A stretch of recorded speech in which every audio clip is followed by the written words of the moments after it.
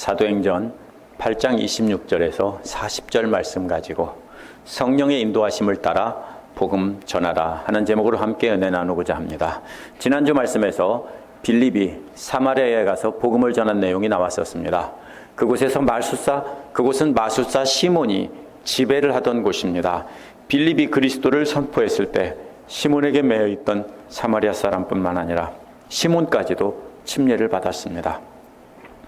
베드로와 요한은 이 일의 증인으로 파송을 받아서 성령님의 역사를 분명히 확증했습니다.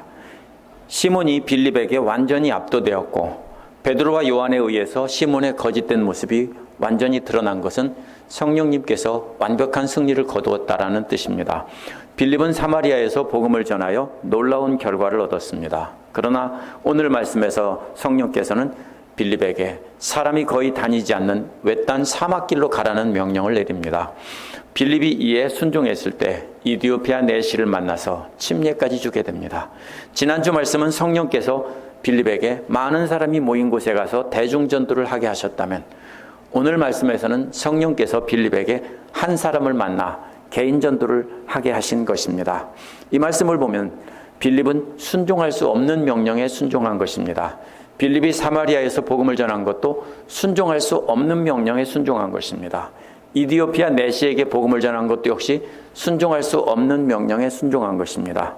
빌립은 항상 성령님의 인도하심을 따라 순종하여 복음을 전한 것입니다. 이 말씀을 보면서 우리는 어떻게 하면 빌립처럼 성령님의 인도하심에 따라 복음을 전할 수 있을지 생각해 보도록 하겠습니다. 26절에서 30절 중간 부분까지 보면은 성령께서 인도하신 임에 순종한 빌립이 나옵니다. 이 부분은 복음 전파하는 일이 철저히 성령께서 주도하신 일이라는 것을 나타냅니다. 주의 천사는 우리가 날개 달린 천사를 뜻한다고 생각할 수 있지만 그런 것이 아니고 주님의 명령을 전달하는 심부름꾼이라는 뜻입니다. 성령께서 다른 사람을 통해서 전하셨을 수도 있고 빌립에게 직접 말씀하셨을 때도 주의 사자가 이런 말을 쓸 수 있습니다. 그 명령은 먼저 일어나서 남쪽으로 나아가라는 것입니다. 남쪽이라는 말은 문자적인 뜻은 낮의 중간이라는 뜻입니다. 해가 하늘 중간에 떴을 때 그것을 나타내는 말입니다. 대부분 성경 해석자들은 남쪽이라는 뜻으로 이것을 해석을 했습니다. 왜 남쪽이냐면요, 해가 하늘 중간에 뜬 쪽, 그쪽이 남쪽입니다. 근데 이 말은 남쪽이라는 뜻이 아니고 해가 하늘 중간에 뜬 것을 말하는 것입니다. 그래서 일부 성경 해석자들은 문자 뜻 그대로 정오라는 시간을 나타낸다라고 합니다. 저도 신구약 성경 전체에서 28개를 찾았는데요. 이 말을 그 중에서 26개는 한낮이라는 또 정오라는 뜻으로 쓰였고 다니엘에 나오는 2번만 남쪽을 가리키는 말로 썼습니다. 한낮은 해가 떠 있는 방향을 가리키는 때도 이 말을 쓴 것입니다. 한낮이라는 말이. 그러나 다니엘에서 남쪽이라는 말로 쓸 때는요, 2번 다 동서남북 다른 방향과 함께 말하면서 북쪽이나 남쪽이나 이런 때 썼습니다. 여기서 한낮이라는 말은 홀로 썼기 때문에 시간을 가리키는 말일 가능성이 훨씬 높습니다. 만약에 시간을 나타낸다면 뜨거운 한낮에 일어나서 가라라는 뜻입니다. 바로 이어서 예루살렘에서 가사로 내려가는 길로 가거라라고 분명히 방향이 나와 있습니다. 예루살렘에서 가사로 내려가는 길은 아무 길로나 갈 수 있는 게 아닙니다. 한낮이라는 말이 더군다나 그렇기 때문에 시간을 나타낼 가능성이 매우 높습니다. 그렇지 않다면 방향을 2번 말한 것입니다. 남쪽으로 가라, 예루살렘에서 가사로 내려가는 길로 가라. 더구나 예루살렘에서 가사로 내려가는 길은 똑바로 남쪽도 아닙니다.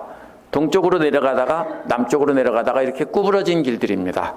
그러므로 만약 이 말이 시간을 나타낸 말이라면 그런데 받아들이기가 힘든 엉뚱한 말입니다. 왜냐하면 사람들은 뜨거운 한낮에 사막길을 걷지 않기 때문입니다. 성령께서는 빌립에게 사마리아에 가서 복음을 전하라고 하셨을 때도 빌립은 사마리아로 갔습니다. 이 명령은 받아들일 수 없는 명령입니다. 왜냐하면 유대인들은 약 1000년 동안 사마리아 사람들과 원수가 되어 있었기 때문입니다. 그렇다면 이번에도 도저히 상식적으로 받아들일 수 없는 명령을 내리신 겁니다. 뜨거운 한낮 시간에 사막길인 가사로 내려가는 길로 가라고 하신 겁니다. 더구나 사마리아에서 많은 사람에게 복음을 전하고 대단한 성공을 거둔 뒤입니다. 그런데 그 길은 아무도 안 다니는 길입니다.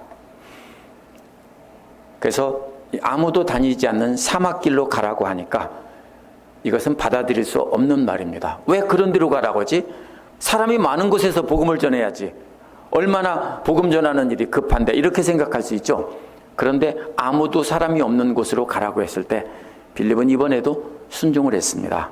그 길은 광야길이다라는 말은요, 가사가 광야라는 뜻일 수 있습니다. 왜냐하면 기원전 96년에 마카비 왕조의 알렉산더 얀네우스가 가사를 완전히 파괴했습니다. 그래서 거기는 사막이 되어 있었습니다. 또 이 말은 길이 광야라는 뜻일 수 있습니다. 가사가 광야라고 해도 이상한 명령이고 길이 광야라고 해도 이상한 명령입니다. 그곳은 아무도 살지 않는 폐허가 된 그 뜨거운 사막길로 이렇게 내려가라는 명령이기 때문입니다. 어쨌든 이상한 명령입니다. 복음을 전하려면 사람이 많은 곳으로 가야지 어째서 사람도 없는 곳으로 가라고 하냐. 이거 정말로 이상한 명령입니다. 그래서 27절은 빌립은 일어나서 가다가 라고 했습니다. 이해할 수 없는 명령에도 순종해서 그 길을 갔다라는 것입니다. 그런데 마침이라는 말은 원어에서 그런데 보라라는 뜻입니다. 이 말은요, 순종했더니 깜짝 놀랄 만한 기적이 일어났다, 놀라운 구경거리가 일어났다는 뜻입니다. 한낮에 아무도 가지 않는 사막길로 가는 중에 사람을 만났다는 것입니다. 그렇다면 한낮에 태양 아래라는 말은 더더욱 방향이 아니라 시간임을 알 수 있습니다. 사람을 만나려면 시간을 맞춰서 가야 사람을 만날 수 있는 거죠. 빌립이 예를 들면 2시간, 3시간 떨어진 시간에도 막 달려서 쫓아갈 수 있는 것도 아니고 시간 맞춰서 가라는 뜻일 수 있습니다. 그 파워포인트를 한번 띄워주시기 바랍니다. 그러면은 그 시간에 사람을 만나는 것도 놀라운 일인데요. 게다가 보통 사람이 아닌 이디오피아 내시를 만난 것입니다. 그는 이디오피아 여왕 간다게의 재정을 관리하는 고관이라고 했습니다. 간다게는 왕의 이름이 아니라 그 왕가의 이름입니다. 바로가 이집트의 왕을 뜻하는 말인 것처럼 간다게도 바로 그 에디오피아의 왕들을 부르는 말입니다. 여기 보시면은 한번 눌러보세요. 저기가 사마리아이고요. 그 다음에 내려오면은 그게 예루살렘이고, 거기에서 글씨체가 바뀌어서 저렇게 됐습니다. 또 눌러보시면은 이제 거기가 가자로 가는 길입니다. 저는 화살표를 똑바로 그렸는데 길이 이렇게 꼬부러진 길입니다. 그 다음에 이제 계속해서 아소도가 나오고 계속 눌러보면은 그래서 위로 올라가서 계속해서 가이사랴까지 갑니다. 오늘 말씀의 끝까지. 저렇게 해서 빌립은요, 이 예루살렘 그 남쪽 끝에 국경 넘어 블레셋 땅에서부터 해변을 따라서 가이사랴까지 이렇게 다 더듬어서 갔습니다. 이 사람이 넷이라고 했는데요, 넷이라고 했기 때문에 실제로 거세를 당한 사람일 수 있습니다. 그러면 문제가 생깁니다. 이스라엘의 회중 안에 들어갈 수 없습니다. 신명기 23장 1절에서 분명히 금지했기 때문입니다. 그러나 그렇게 볼 경우에는 예배하러 예루살렘에 왔다 가라는 말과 연결이 안 됩니다. 예루살렘에 예배하러 왔다는 말은 예배를 위한 긴 여행을 마쳤다는 뜻입니다. 여행을 마쳤다는 말은 예배의 목적이, 여행의 목적이 예배인데 그 예배까지도 다 마쳤다라는 뜻입니다. 그런데 거세를 당한 사람은 여호와의 회중에 포함돼서 성전에서 예배를 드릴 수가 없습니다. 그렇기 때문에 많은 성경 해석자들이 잘해야 이방인에 들어갔거나 아니면 그것도 못 들어가서 자유민의 회당에서 예배를 드렸을 것이다 라고 말합니다. 그런데 문제가 있습니다. 이 사람은 성전 바깥마당에도 마음대로 못 들어가는데 그렇게 먼 거리에서 예배하러 왔다는 것은 대단한 사람입니다. 대단한 일입니다. 그렇다면 이 사람은 세상에서 가장 존귀한 사람인데 재정을 맡은 사람이 제일 높은 사람입니다. 에디오피아에서 최고 높은 사람인데 왕 다음으로요. 유대교에서는 변두리 가장 바깥쪽에서 무시당하는 사람이었다는 뜻입니다. 그럼에도 불구하고 그 먼 거리를 왔다는 것은 대단한 겸손이고 대단한 신앙이라고 해석할 수 있습니다. 그러나 이사야 54장 4절 5절에 보면 이런 말이 또 있습니다. 언약을 굳게 잡는 고자들에게는 내가 내 집에서 내 성 안에서 자녀들보다 나은 기념물과 이름을 주며 영영한 이름이 끊어지지 않게 할 것이다 라고 했습니다. 바벨로니아 포로 이후기에는 이 말씀을 붙잡고, 그래서 그것이 신명기 말씀보다는 이 말씀을 붙잡고 이제 말씀을 중심으로 해석했을 가능성이 있습니다. 그러면은 이 사람은 신명기 이후에 금지 명령이 이사야 말씀에 의해서 완화되었고 또 존귀한 사람이고 율법을 잘 지키는 사람일 뿐만 아니라 예루살렘의 성전과 이 모든 것에 엄청난 재정적인 기여를 한 사람일 수 있습니다. 그래서 이사야 말씀을 따라 이 사람을 예외로 인정해 주었을 수도 있습니다. 일부 성경 해석자들은 이 사람이 유대인이었을 거라고 합니다. 혈통으로 유대인이 아닙니다. 유대인들은 율법을 지키고 할례를 받고 그러면 그 사람들은 대를 이어서 유대인으로 취급되는 것입니다. 그런데 이 말은 언약을 굳게 잡은 사람을 부르는 말이기 때문입니다. 더구나 이 사람에게 복음을 전했을 때 증인도 세우지 않았고 아무런 문제도 삼지 않았습니다. 그러나 다음에 나오는 고넬료에게 복음을 전했을 때는 문제를 삼았습니다. 어떻게 네가 이방인에게 복음을 전하고 그 사람과 함께 먹을 수 있느냐, 이렇게 문제를 삼았습니다. 사마리아 사람에게 복음 전했을 때도 문제를 삼아서 두 사람의 조사관을 파견했습니다. 그렇다면 바로 이디오피아의 여왕의 국고를 맡은 재무장관에게 복음을 전했을 때도 반드시 문제를 삼아서 사람을 파송해서 확인을 했어야 됩니다. 아니면 그 전한 것은 무효입니다. 증인이 없기 때문에. 그러나 빌립이 이방인인 이디오피아 내시에게 복음을 전한 것은 아무도 문제 삼지 않았습니다. 이 사람은 혈통상의 유대인이 아니더라도 디아스포라 유대인들에 의해서 오래전부터 유대교에 입교한 사람일 것입니다. 이 사람은 또한 예루살렘에 와서 재정적으로 대단한 기여를 했을 것입니다. 그렇지 않으면 신명기에서 금지된 내시에게 성경 사본을 팔았을 가능성이 없습니다. 고대의 성경 필사본이요, 작은 성경책이 아닙니다. 가죽이나 파피루스에다 쓴, 특히 가죽에다 써서 두루마리로 말았는데요, 작은 성경 하나가 이사야 하나만 해도 커다란 뭉치입니다. 그것을 아마 있었다면 마차에 가득 실었을지도 모릅니다. 이게 엄청난 양입니다. 그러면 이것이 엄청나게 비싼 가격이고요, 개인이 성경을 갖고 있을 수 없습니다. 보통 성전이나 유대인들이 많이 모인 회당에서 사람들은 듣기만 하는 것이 성경입니다. 그런데 이 사람은 성경 두루마리를 갖고 읽고 있었습니다. 이 사람의 헌신은 재정적인 것만이 아닙니다. 파워포인트를 한번 보시면 당시 에디오피아는 누비아 왕국을 가리키는 말입니다. 누비아 왕국은요, 오늘날 이집트 남쪽에서부터 수단에 해당되는 지역입니다. 이게 바로 그 누비아 왕국의 수도인 메로입니다. 메로의 유적입니다. 오늘날 수단에 있습니다. 넘겨보세요. 저게 나일강을 따라서 계속 눌러보세요. 네, 저희가 거기에서 저 메로라는 곳에서 나일강의 그 백나일과 청나일인가요? 갈라지는 거기를 더 지나서 내려간 데에서부터 저 위에까지 올라왔다는 것입니다.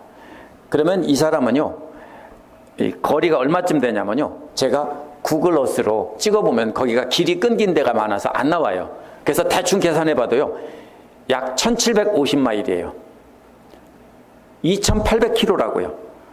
아무리 빨리 걷는다고 해도요, 4개월은 좋게 걸립니다. 그런데 어떤 이들은요, 6개월 걸렸을 것이라고 합니다. 그런데 제가 아무리 고민해봐도 그렇게 왔을 가능성이 없어요. 그래서 여러 가지 문헌들이나 자료를 찾아봤습니다. 과연 내려올 때는 괜찮아요. 배를 타고 내려오면은요, 쉽게 내려올 수 있습니다. 근데 물을 거슬러 올라가는 것은 동력이 없기 때문에 어렵잖아요. 찾아보니까 이 이집트 나일강은요, 바람이 항상 북풍이 분대요. 그러니까 북쪽에서 남쪽으로 바람이 부는 겁니다, 주로. 그렇기 때문에 돛을 달고 올라가고 내려올 때는 돛을 내리고 그냥 떠내려오면서 배를 저으면 되는 것입니다. 그렇게 해서 이 누비아 왕국이 거리가 굉장히 먼 거리고 왕래할 수 없는 곳인데도 나일강 때문에 이렇게 로마 제국도 이렇게 드나들고 점령을 하고 이랬던 곳입니다. 그렇기 때문에 그 당시에 500톤이 넘는 바위도 운반할 만큼 큰 배들이 있었다고 합니다. 이집트 사람들도 이렇게 해서 많은 물자들을 나일강을 통해서 실어 날랐고 나일강을 통해서 문명이 발달했습니다.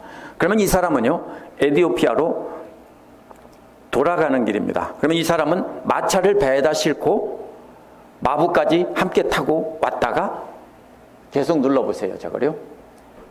계속 눌러보세요. 예, 저 거리를 온 것인데요. 그 람세스라는 곳이나 아니면 더 눌러보세요. 그 믹돌이라고 쓴 곳. 이건 구약의 지명입니다. 제가 없어서 구약의 지도를 갖고 왔습니다. 저 곳에서 배를 내려가지고요. 그 다음 계속 눌러보세요. 이렇게 마차를 타고 저렇게 해서 저기가 가자고요. 계속 눌러보세요. 그 다음에가 예루살렘입니다. 저렇게 해서 왔고 지금은 돌아가서 가자로 가는 길입니다. 이제 이 사람은 에티오피아로 돌아가는 길입니다. 아무리 배를 타고 이동했다고 하더라도요, 이 여행은 오늘날 세계 일주하는 것보다 더 어려운 일입니다. 오늘날 비행기나 배를 타고 세계 일주하는 것보다 이 사람이 저기서 온 것이 훨씬 더 어려운 일입니다. 이 사람은 28절에 보면 돌아가는 길에 마차에 앉아서 이사야의 글을 읽고 있었다고 했습니다. 당시에 글을 읽는 사람은 매우 드물었습니다. 더군다나 오늘날처럼 성경을 갖고 있지도 않을 때입니다. 대단한 지식인이 뿐만 아니라 재력도 대단한 사람이라는 걸 나타냅니다. 왜? 두루마리 성경을 가지고 있었고 그것을 읽고 있었습니다. 그래서 이 사람은 유대교의 언약을 굳게 붙잡은 대단한 믿음을 가진 사람임에 틀림이 없습니다. 예수 믿기 이전에도 하나님의 말씀을 대단히 사모하던 사람입니다. 그래서 이렇게 먼 곳까지 예배하러 온 사람입니다. 29절은 성령이 빌립에게 말씀하셨다라는 말로 시작합니다. 이 앞에서 명령한 이는 주의 사자라고 했는데 이번에는 성령으로 바뀌었습니다. 명령은 나아가라, 그리고 마차에 바짝 다가가라는 것입니다. 난 모르는 외국인 고관에게 가까이 다가가는 것은 절대로 순종할 수 없는 명령입니다. 피부색이 검은 사람이었고 옷차림이나 마차를 보면 그 위압감은 대단한 것일 것입니다. 오늘날 무슨 롤스로이스를 타고 다니는 것과는 비교가 안 될 정도로, 왜냐하면 사람들이 그런 걸 타고 다니는 사람이 없어요. 기껏해야 낙타를 타고 다니거나 이러죠. 근데 이 사람은 마차를 타고 오는 사람입니다. 그렇기 때문에 마차가요, 지붕까지 덮여 있는 그런 마차입니다. 이런 사람인 걸 생각하면 그것을 보고 다가간다는 것은 쉬운 일이 아닙니다. 그런데도 순종해서 다가간 것입니다. 또한 이것을 볼 때 이방인이라는 것이 분명하기 때문에 유대인들은 또한 절대로 다가가서는 안 되는 사람입니다. 그런데도 빌립은 말없이 순종했습니다. 30절에 보면 그러나라는 말로 시작합니다. 그러나 빌립은 달려가서 들었다는 것입니다. 그렇게 다가갈 수 없는 사람인데도요, 빌립은 걸어간 것이 아니라 달려가서 들었다는 것입니다. 마차는 소나 낙타 이런 것들이 끌었을 것입니다. 말이 끈 건 아니고요. 그러면은 걷는 속도보다 조금 빨랐을 것이고요. 눈에 보이면 열심히 달리면은 따라갈 만한 속도입니다. 성령의 명령을 듣자마자 빌립은 주저없이 달려가서 바짝 다가섰습니다. 그렇기 때문에 이 사람이 이사야를 읽고 있었다는 것을 안 것입니다. 옛날 사람들은요, 눈으로 읽지 않았습니다. 책을 눈으로 읽은 것은요, 겨우 100년, 200년 인쇄술이 발달한 그 이후입니다.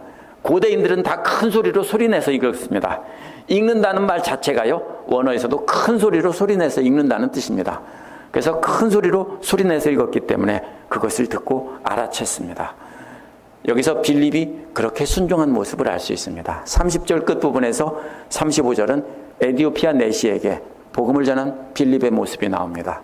30절 끝부분에서 빌립은 지금 읽으시는 것을 이해하십니까? 라고 에티오피아 내시에게 묻습니다. 31절에서 내시는 나를 지도해 주는 사람이 없으니 내가 어떻게 깨달을 수 있겠습니까? 라고 대답합니다. 여기 지도한다는 말은요, 마태복음 15장 14절에서 소경이 소경을 인도하면 어떻게 되겠느냐 할 때 그 인도한다는 말입니다.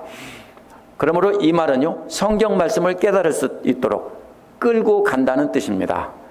가르쳐도 주고 설명도 해주고 또 질문도 해가면서 이렇게 가르치면서 이끌고 간다는 뜻입니다. 이에 이디오피아 내시는 빌립이 이 구절을 잘 알고 있는 성경 박사라는 것을 금방 깨닫고 올라와서 내 옆에 앉아달라고 부탁을 합니다. 그가 읽던 구절은 32절, 33절에 나옵니다. 성경 구절이란 길다란 두루마리를 갖고 있다라는 뜻입니다. 그 두루마리를 돌려가면서 풀어가면서 읽고 있었던 것입니다. 그 내용은 도살장에 끌려가는 것과 같이라는 말인데요. 원어는 도살자 앞에 있는 양처럼이란 뜻입니다. 이미 양 잡는 사람이 칼을 들고 양의 머리를 붙잡고 있는 장면입니다. 또 다른 비유는 털 깎는 사람 앞에서 잠잠한 것처럼입니다. 이 두 가지 비유는 내용은 다릅니다. 그런데 똑같습니다. 뭡니까? 양을 붙잡고 칼을 들고 있다는 것은 똑같습니다. 그렇다면 대부분의 어떤 동물이든지 비명을 지르기 마련인데 양은 조용하답니다. 말없이 있답니다. 그 양과도 같다는 것입니다. 이러한 양처럼 입을 열지 않았다는 것입니다. 말없이 순종했다는 것입니다. 오늘 말씀에 나온 빌립도 역시 말없이 순종하며 사마리아든 남쪽 사막길이든 어디든지 갔습니다. 예수님을 닮은 성품입니다. 33절은 그는 굴욕을 당하면서 공정한 재판을 박탈당했다라고 했습니다. 굴욕을 당한다는 말은 누가복음 1장 48절에 마리아의 찬가에서 그 계집종의 비천함을 돌아보셨습니다 하는 말에서도 나옵니다. 미혼모인 마리아가 세상 사람들에게 얼마나 멸시를 받았겠습니까? 그러한 멸시를 받은 것이 바로 여기서 굴욕을 당한다는 말입니다. 이사야에서 양으로 비유된 사람도 그렇게 세상 사람들의 멸시를 받으면서 공정한 재판을 받을 기회조차도 박탈당했다라는 뜻입니다. 뿐만 아니라 33절 뒷부분에서는 그의 생명도 땅에서 빼앗겼다라고 했습니다. 이 재판을 박탈당한다는 것이나 생명을 박탈당한다는 말 똑같은 말입니다. 말만 다르게 번역한 것입니다. 재판을 강탈당했고 또한 생명도 이 땅에서의 생명도 강탈당했다는 것입니다. 누가 그 세대를 이야기하랴? 이 말은요. 이 악한 세대를 누가 이야기로 처음부터 끝까지 쭉 풀어줄 수 있겠느냐? 이 말입니다. 왜요? 너무나 비참하고 잔인하고 이 악한 사람들은 입에 담기도 힘들잖아요. 누가 이 악한 세대를 끝까지 풀어서 이것을 말로 들려줄 수 있겠느냐라는 뜻입니다. 그 악함은 말로 다 할 수 없다는 뜻입니다. 그러자 34절에서 내시는 이사야가 말하는 사람이 누구를 두고 하는 말이냐라고 질문합니다. 이것이 바로 끌고 간다는 겁니다. 질문하고 가르쳐주고 그러면 또 질문하고 대답하고 이렇게 하면서 끌고 가고 깨닫게 하는 것입니다. 유대인들은 이에 대해 이사야 자신이나 이스라엘 전체나 아니면 엘리야가 살아나는 것으로 이해했습니다. 이 구절을 메시아에 대한 예언이라고 생각한 유대인들은 없었습니다. 왜냐하면 유대인들은 메시아가 고난을 받고 죽는다는 것은 상상하지 않았습니다. 메시아가 죽고 고난받는다는 것을 상상도 안 했다는 것은요, 저들의 메시아는 다윗과 같은 강력한 군사 지도자이기 때문에 메시아는 다 때려 부수고 이방 나라 다 점령하고 이스라엘의 번영을 갖고 올 그런 왕이라고 이해했기 때문에 저들은 이 말이 메시아를 가리키는 말이라고 이해하지 않았습니다. 35절에서 빌립은 입을 열었습니다. 32절에서 양은 입을 열지 않았다는 말과 똑같은 말로 이렇게 대비가 됩니다. 이제 빌립은 고난받고 억울한 재판으로 죽어간 양이 누구인지 양 대신 빌립이 입을 엽니다. 우리도 그렇죠. 어떤 억울한 일을 당한 사람이 있으면 그 사람이 입을 여는 것은 변명이 되지만 다른 사람이 옆에서 입을 열어주면 그것은 변호가 되는 거죠. 이제 빌립은 입을 담은 양 대신에 입을 열었습니다. 빌립은 이 성경 구절에서 시작해서 이 사람이 예수라고 연결하며 기쁜 소식을 전했습니다. 때마침 이 구절을 읽고 있었다라는 것도 기적입니다. 에디오피아 내시를 만난 것도 기적인데요. 그때 마침 이 구절을 읽고 있었다는 것은 놀라운 기적입니다. 성령께서 주도하신 기적입니다. 초대교회 성도들도 이 구절을 메시아에 대한 예언으로 이해하고 있었습니다. 초대교회 성도들만 그렇게 이해하고 있었고요. 유대인들은 그렇게 이해하지 않았습니다. 한번 보세요. 예수님이 고난받고 장사한 지 사흘 만에 부활해서 살아나신다고 했을 때 제자들이 가만히 있었습니까? 베드로가 그리마옵소서 하고 예수님께 호통을 쳤습니다. 유대인들은 절대로 그렇게 생각하지 않았습니다. 제자들도 그렇게 생각하지 않았습니다. 예수님의 죽으심과 부활을 경험한 뒤에 예수님을 만난 뒤에 그 다음에 제자들은 이 구절을 그렇게 해석하기 시작했습니다. 오늘날 우리도 마찬가지입니다. 주님은 입을 다물고 말없이 죽기까지 순종하셨습니다. 그러면 우리가 해야 될 일은요, 우리가 그분의 입이 되어서 그분 대신에 그분의 복음을 변호해야 될 책임이 우리에게도 있는 것입니다. 36절에서 39절에 보면 에디오피아 내시에게 침례를 준 빌립의 장면이 나옵니다. 그러자 36절에서는 내시가 길을 가다가 물을 발견하고 보십시오, 여기 물이 있습니다 라고 외쳤습니다. 빌립은 주님의 사자의 명령에 순종해서 사막길을 가다가 보십시오 라고 했는데, 여기서 내시는 물을 발견하고 보십시오, 물입니다 이렇게 했습니다. 앞에서는 보십시오, 에디오피아 내시가 가고 있습니다. 여기서는 보십시오, 물이 있습니다. 똑같은 말입니다. 빌립은 그래서 이사야의 말씀을 해설한 것뿐 아니라 마음으로 믿고 입으로 시인한 데 침례받는 것까지 다 가르쳐 줬을 것입니다. 복음을 전하면 항상 그렇게 했습니다. 그런데 그 구절을 다 생략한 것뿐입니다.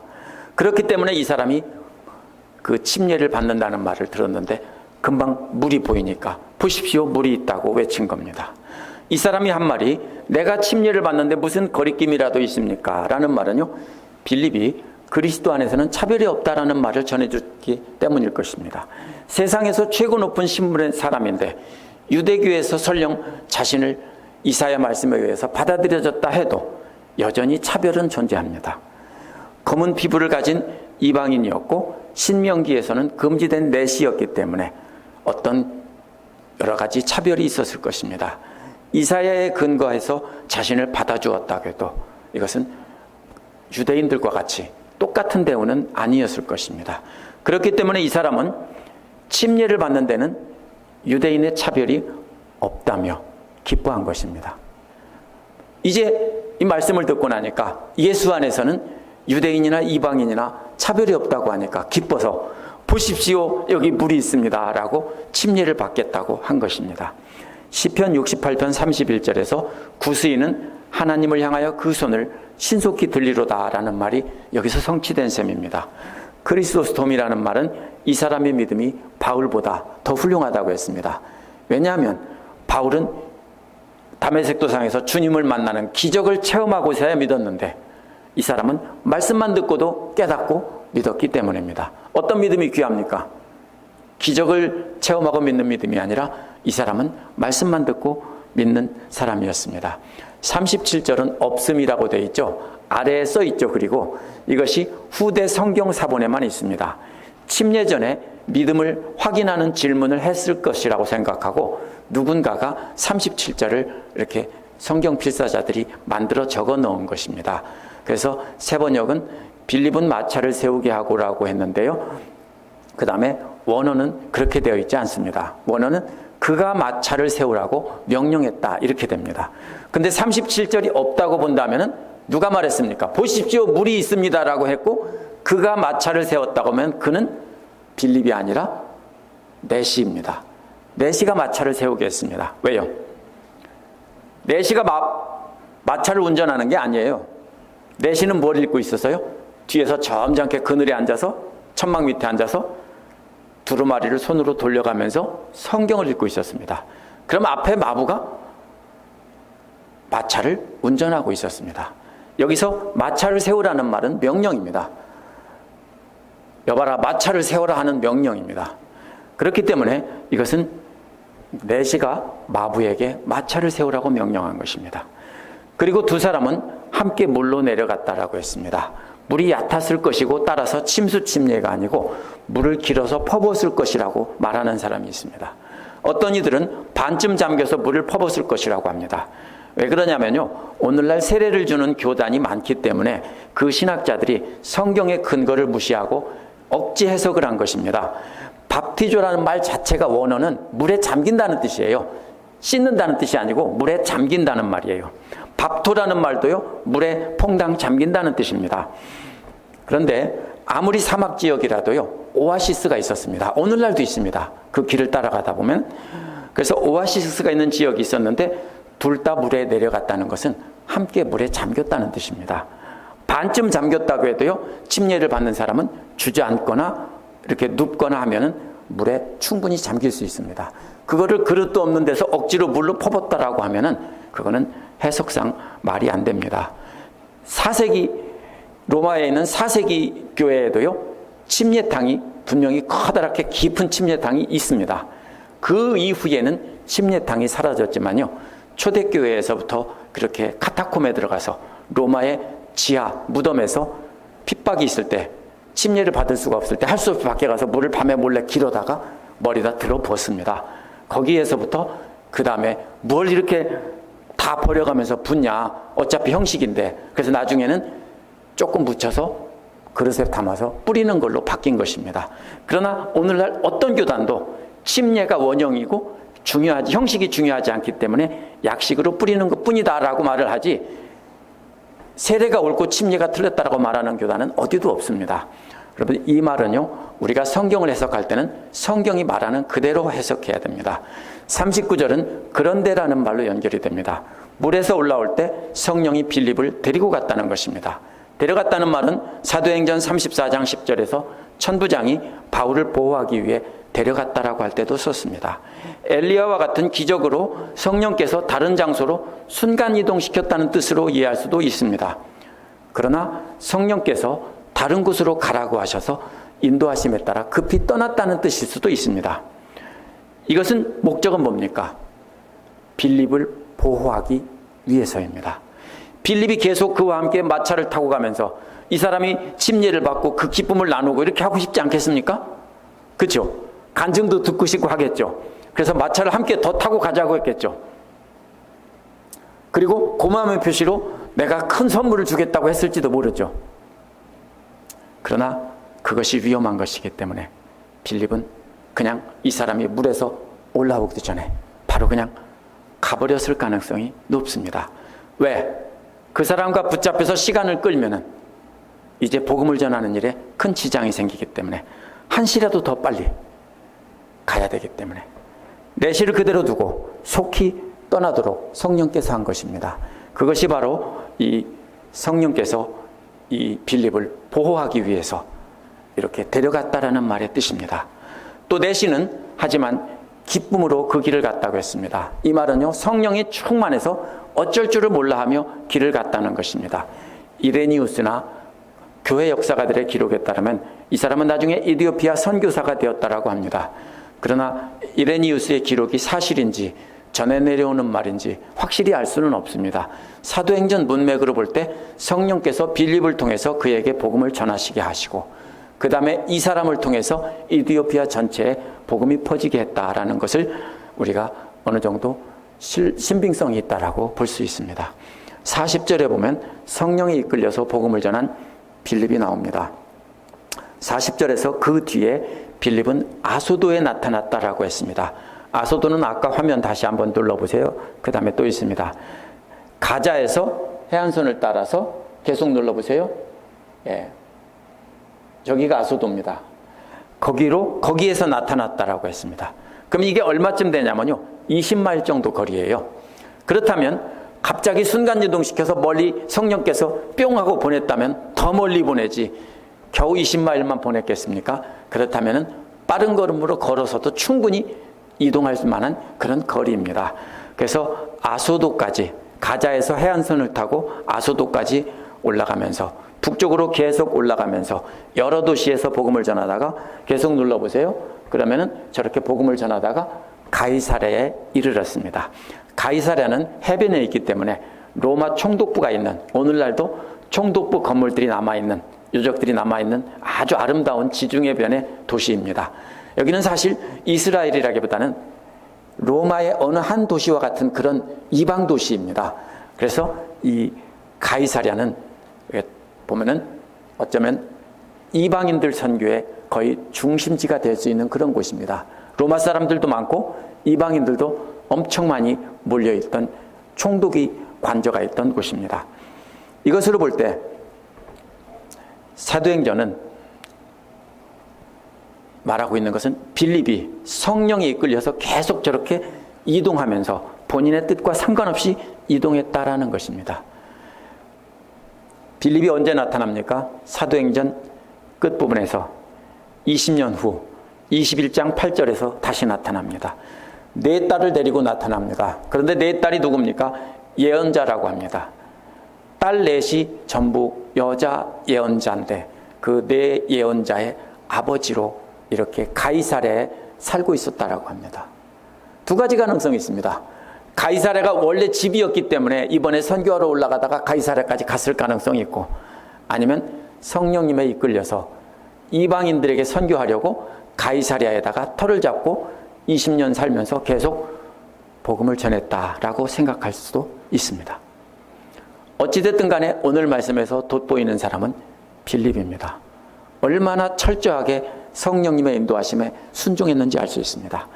오늘 말씀의 초점은 땅끝까지 복음을 전하게 하시는 일이 주도자가 누구냐면 성령이라는 것입니다. 성령께서 빌립을 이끄셔서 순종할 수 없는 명령을 내리셨는데도 빌립은 전부 순종했다는 것입니다. 오늘 말씀은 성령께서 말도 안 되는 길로 이끄셨고 빌립은 계속 순종했다는 것입니다. 성령께서 주도하셔서 남쪽 땅끝까지 복음을 확산시키셨다는 것을 나타냅니다. 성령께서 이해할 수 없는 명령을 내렸습니다. 한낮에 인적이 없는 사막길로 가라고 했습니다. 이미 사마리아에서 많은 사람에게 전도한 경험이 있는 빌립으로서는 사람이 많은 곳으로 가야 한다고 생각했을 겁니다. 인적이 없는 곳으로 가면 어떻게 전도하느냐고 따졌을지도 모릅니다. 그러나 빌립은 자신의 생각을 따라 합리적으로 행동하지 않았습니다. 말이 안 되는 명령이라도 무조건 순종한 것입니다. 우리가 이 말씀에 귀를 기울여야 됩니다. 어떻습니까? 한번 솔직히 한번 얘기해 보십시다. 말도 안 되는 명령을, 감동을 말씀을 통해서 기도하다가 여러 가지로 받았어요. 근데 말이 안 돼요. 내 이성으로 생각해서는 그건 틀렸고 이게 맞아요. 그러면 순종합니까? 아니죠. 대부분 이거는 하나님의 뜻이 아닐 거야 라고 하고 내 마음대로 갑니다. 그렇죠? 이것이 바로 문제입니다. 우리 인생길을 걸어오면서 그동안 그렇게 해왔다면 바로 그것이 문제입니다. 빌립은 바로 그렇게 말도 안 되는 명령에 순종했을 때 세상적으로는 최고 높은 신분의 사람을 만났습니다. 하나님의 말씀에 대한 열정이 대단하고 지적인 수준도 최고로 높은 엘리트를 만났습니다. 그런 사람에게 개인 전도를 하게 된 것입니다. 빌립이 사람을 고른 것이 아닙니다. 성령께서 만나게 해주신 겁니다. 지난주 말씀에서는 원수인 사마리아 사람들에게 가라고 했을 때도 무조건 순종했죠. 그때 사마리아에서는 하층민들에게 전했는데 그 사람들은 기적을 보고 말씀을 믿었던 사람들입니다. 그들에게는 대중전도를 했습니다.